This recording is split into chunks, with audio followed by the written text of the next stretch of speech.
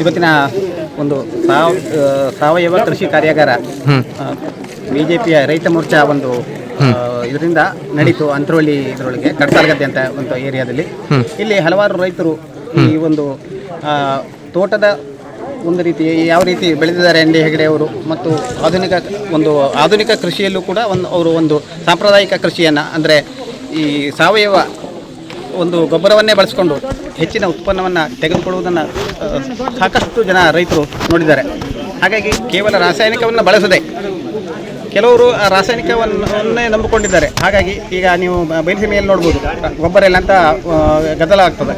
ಆದರೆ ಅಂಥದ್ರಲ್ಲೂ ಕೂಡ ಹೆಚ್ಚಿನ ಒಂದು ಬೆಳೆಯನ್ನು ತೆಗೆದುಕೊಳ್ಳುವಲ್ಲಿ ನಮ್ಮ ಎನ್ ಡಿ ಹೆಗಡೆಯವರು ಭಾಳಷ್ಟು ಒಂದು ಪರಿಣಿತಿಯನ್ನು ಹೊಂದಿದ್ದು ಅದನ್ನು ಸಾಬೀತುಪಡಿಸಿದ್ದಾರೆ. ಹಾಗಾಗಿ ಇಂತಹ ಪ್ರಯೋಜನವನ್ನು ಸಾಕಷ್ಟು ರೈತರು ಇವತ್ತು ಇದನ್ನು ಪಡೆಯಲಿ ಅಂತ ಹೇಳ್ತಾ ನನ್ನ ಮಾತನ್ನು ವಿರಾಮ ಹೇಳ್ತಾನೆ. ಯಾಕೆ ಕೇಳಿದ್ರೆ ಈ ಇಷ್ಟೊಂದು ಕೃಷಿಯಲ್ಲಿ ಪಳಗಿದವ್ರನ್ನ ನಾವು ಈ ಮೊದಲೇ ಗುರುತಿಸಿದ್ರು ಕೂಡ ಪ್ರಚಾರದಲ್ಲಿ ಇಲ್ಲ, ಅವರು ಪ್ರಚಾರ ಪ್ರಿಯರಲ್ಲ.